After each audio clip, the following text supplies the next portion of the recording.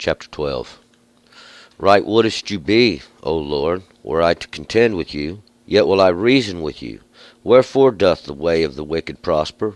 Wherefore are all they secure that deal very treacherously? You have planted them, yes, they have taken root. They grow, yes, they bring forth fruit. You art near in their mouth, and far from their reins. But you, O Lord, knowest me. You seest me, and triest my heart toward you. Pull them out like sheep for the slaughter, and prepare them for the day of slaughter. How long shall the land mourn, and the herbs of the whole field wither? For the wickedness of them that dwell therein. The beasts are consumed, and the birds, because they said, He seeth not our end. If you have run with the footmen, and they have wearied you, then how can you contend with horses? And though in a land of peace you art secure, yet how will you do in the thickets of the Jordan? For even your brethren, and the house of your father, even they have dealt treacherously with you, even they have cried aloud after you. Believe them not, though they speak fair words unto you. I have forsaken my house, I have cast off my heritage, I have given the dearly beloved of my soul into the hand of her enemies. My heritage is become unto me as a lion in the forest. She hath uttered her voice against me, therefore have I hated her. Is my heritage unto me as a speckled bird of prey? Are the birds of prey against her round about? Come you, assemble all the beasts of the field, bring them to devour. Many shepherds have devoured my vineyard. They have trodden my portion under foot. They have made my pleasant portion a desolate wilderness. They have made it a desolation. It mourneth unto me. Being desolate, the whole land is made desolate, because no man layeth it to heart. Upon all the high hills in the wilderness spoilers are come, for the sword of the Lord devoureth from one end of the land even to the other end of the land. No flesh has peace. They have sown wheat, and reaped thorns. They have put themselves to pain, they profit not. Be you then ashamed of your increase, because of the fierce anger of the Lord? Thus saith the Lord, As for all mine evil neighbors, that touch the inheritance which I caused my people Israel to inherit, behold, I will pluck them up from off their land, and will pluck up the house of Judah from among them. And it shall come to pass, after that I have plucked them up, I will again have compassion on them, and I will bring them back, every man to his heritage, and every man to his land. And it shall come to pass, if they will diligently learn the ways of my people, to swear by my name, as the Lord lives, even as they taught my people to swear by Baal, then shall they be built up in the midst of my people. But if they will not hearken, then will I pluck up that nation, plucking up and destroying it, saith the Lord. All right, let's go back up to verse 1. Now, yesterday, we were confirming the covenant which God made with the children of Israel when He brought them forth up out of Egypt. This everlasting covenant, this covenant that cannot be done away with, this covenant that they break. And this covenant is simply to observe the law for your own good, and to follow God, and to seek the Lord with your heart. That's all God ever asked for. And to observe His ordinances for your own good. These ordinances, no matter what they are for your own good. But we'll find that that's not what was going on then, and that's not what's going on today. They go and they break every man the law, and they have made a way around the law. And this is the society that we've inherited, is the society that comes from the transgression of God's covenant. But today, we're going to pick it up in verse 1. Right wouldest you be, O Lord, were I to contend with you, yet will I reason with you. Why does the way of the wicked prosper? Why are all they secure that deal very treacherously? And just would God be if we were to contend with Him, but we're not contending with the God. We want to reason. We want to talk with God and ask Him, why does all the way of the wicked prosper? Why does it appear that the liars and the thieves and all those that deal treacherously against the law, why does it seem that they prosper? And why are they secure that deal very treacherously? Why are these ones that go against the law, who make their own laws, who run their mouths and create laws to govern for gain? Why have they become well established? And we'll find that it's simply because, see, that's because that's who they are. And don't think that they're going to get away with it, because they're not getting away with it. See, they're a direct reflection into society, and they're the ones we can hold responsible for the way things are, too. You have planted them. Yes, they have taken root. They grow. Yes, they bring forth fruit. You art near in their mouth and far from their range. And this is really simple to understand. You art near in their mouth and far from their reins. You confess to know God, yet you don't obey the law. See, and that means that you don't know God. You don't understand who God is. But God's done this, see, and God's caused it to take root, see, because we remember in the prophecy, see, God's going to prosper it. God's going to make it prosperous in its way. Why? Because the Lord does seek vengeance. But you, O Lord, knowest me. You seest me, and triest my heart toward you. Pull them out like sheep for the slaughter, and prepare them for the day of slaughter. And the Lord knows who I am, and who we are. If we are obedient to the law, see, God knows who you are. God knows everybody's heart. He has given you the heart which you have. This is your reward for that which you do. And if you're obedient to the law, God blesses you. But if you are not, you get the opposite. For how long shall the land mourn, and the herbs of the whole field wither? For the wickedness of them that dwell therein, the beasts are consumed, and the birds, because they said, He sees not our end. And the people don't know the end of it. They never consider the end of all this. But all you have to do is read the history books. Read a little bit, and you'll find out what the end of it is. Greater kingdoms than this have been established, and they've come to naught. Can you be delivered from the hand of the mighty? Even from the hand of the mighty shall you be delivered, saith the Lord. Because even though they've made themselves great, what we find out is that the whole earth does suffer under their hand, even that because of their wickedness. For they turn from the law, they disobey, they do not observe God's ordinances and His covenant.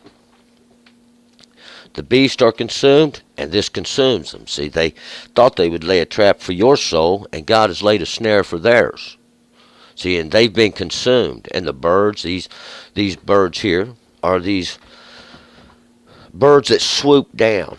They're a swooping bird, and they screech out and scream as they come upon their prey, because these are birds of prey. They're done away with. They're in the real sense, see, they're done away with. They think they prosper. They think they've got it made up there. But see, that's your just reward, and that's all you're ever going to get. 5, if you have run with the footmen, and they have wearied you, then how can you contend with horses? And though in a land of peace you are secure, how will you do in the thickets of the Jordan? Yeah, you run with men, and you think you have all this great understanding, all wise. See, these are the footmen. And if they've wearied you, if they've strained you in your understanding now, how will you contend with horses? How will you contend with one that has great strength, one that has prepared his sword and his shield and is ready for battle? How shall you contend with one like this? And though you're in a land of peace and you're secure and you think you've got it made and you've got it going on, you've set you up a high place there and you've hewed you out a grave, how will you do in the swelling of the Jordan? When this Jordan, this is those waters that descend. See, those are the waters that descend right out from under the throne of God. This is all the understanding that comes from the law and the knowledge of His ordinances. How will you do when the swelling of this overflows its banks? Well, we'll find out. 6, for even your brethren and the house of your father, even they have dealt treacherously with you. Even they cried aloud after you. Believe them not, though they speak fair words unto you. Even those of your own household, see, are trying to deceive your soul and lead it off into paths of wickedness. Don't believe them. Don't, even though they promise you all the gold in the earth, don't trust in these words. Because God had given you the law and the ordinance, and this shall be your wisdom and your knowledge and your understanding. 7. I have forsaken my house. I have cast off my heritage. I have given the dearly beloved of my soul into the hand of her enemies. And this was punishment. This was judgment God was doing. He has given Israel over. He has given all of Judah over unto the hand of the enemies, even Babylon, Egypt before then. Over and over and over, see, God has done this. Why? For their transgression, for their idolatry. If we go back and look, that's exactly what it says. 8, my heritage is become unto me as a lion in the forest. She hath uttered her voice against me, therefore I have hated her. And this word hate's a little harsh. What it means is God has a little less love. Why? Because those he set now, he set those over his law and his ordinance, and they transgressed. See? And then he gave it over to another, and they transgressed. See, this is what happens. God's using an example, see, of what the problem is. The problem is those that teach the Word of God. They have no understanding. They go after the mouth of men and after the gain of the world, not trying to correct the problem, not trying to stop the wickedness, not trying to stop the sin, teaching for your own good the law. But how could they, seeing them themselves have no understanding of it? 9, is my heritage unto me as a speckled bird of prey? Are the birds of prey against her round about? Come you, assemble all the beasts of the field, and bring them to devour. My heritage, God says, my heritage. Those that he give his understanding to. Are they a speckled bird of prey? And this bird of prey, once again, is a swooping bird. These birds that swoop down. But a speckled bird of prey is a young bird. It's a very young bird, and it hasn't got all of its feathers, and it never learned how to fly, and it got cast out of the nest a little early. And it's down on the ground running around, and the birds of prey have gathered around it, see. And they've come to devour it. That's why it says, come and assemble, you beasts of the field, and bring them to devour. But we're going to find out.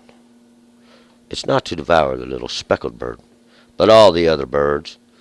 10, many shepherds have destroyed my vineyard. They have trodden my portion underfoot. They have made my pleasant portion a desolate wilderness. And this breaks it down a little simpler so we can understand it. Many shepherds, many pastors is what the King James Version said. And that would be a very, very better translation there. Because this is what it means. Those that pastor the lambs, those that bring them to the pastor to feed them, have destroyed my vineyard. They trampled the vineyard. This is the law of God. This is God's understanding. They have trodden God's portion underfoot. They have made his pleasant place a desolate wilderness. Why? Because we'll find out, see, they have been teaching imagery. 11. They have made it a desolation. It mourns unto me, being desolate. The whole land is made desolate, because no man lays it to heart. Because nobody's teaching the law, because nobody's getting understanding, nobody's teaching their children any better. And what happens? Desolation, desolation, destroying, destruction, degradation. This is the price you pay for your gold and your silver that you gather for yourself. See, all your luxuries, every time you get a big luxury from the Word of God, crack out another big check for yourself. See, some little baby lays down hungry.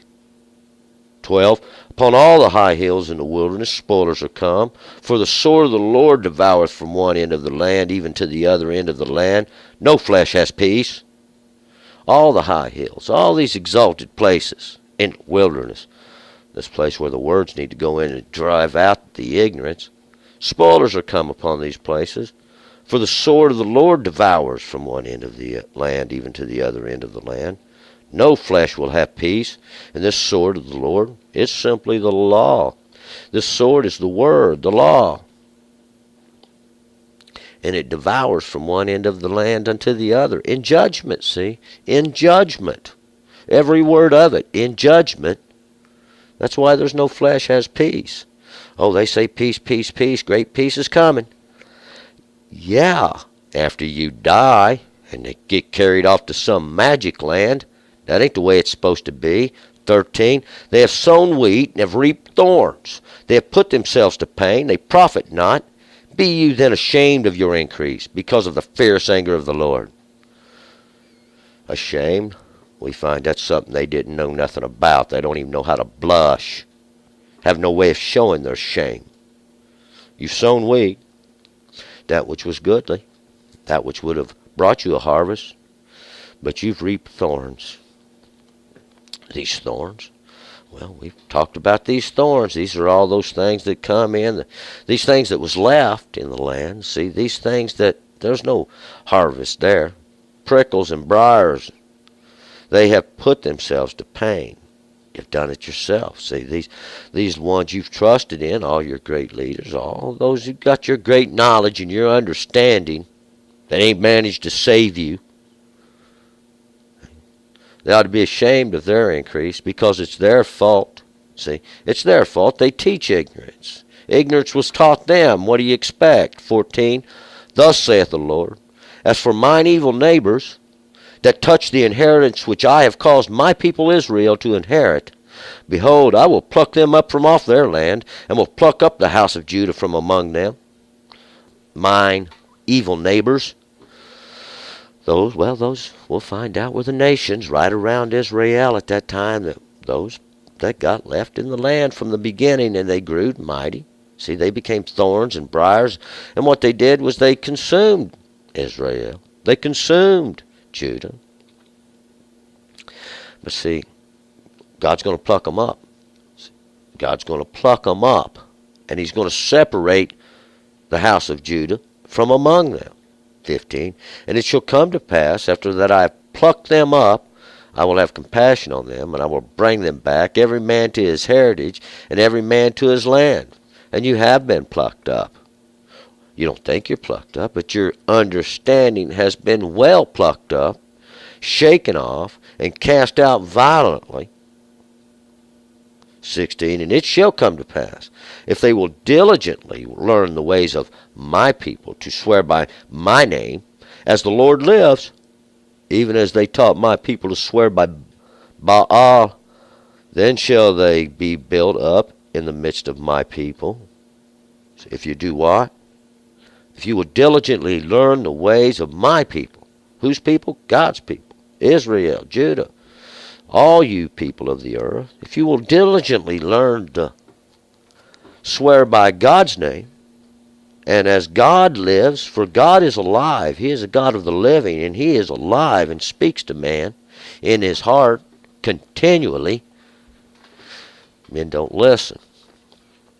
But see, what the nations did back then was they taught the children of Israel to worship Baal, this Lord image that the nations had made. See, this Lord image that the nations have made. And this caused great error. This caused great error in the fact that they had took and imputed over into it, given over into it, took the very words of God himself and give it to the image. See, this is what was going on then. This is what's going on today. 17, but if they will not hearken, then will I pluck up that nation, plucking up and destroying it, saith the Lord. And this is the end, see. He may have not considered the end of it, and you may have not considered the end of it, but let me tell you, this is the end of it. See, just like he done to Israel, just like he done to Judah, using them as examples, using Israel to teach Judah, using Judah and Israel to teach you, see, that imagery, worshiping of idols, even all those things which you can see with your eyes, not being observant to the law of God, see, is what's going to get you plucked up and destroyed. Turn. and return. Let's move to chapter 13.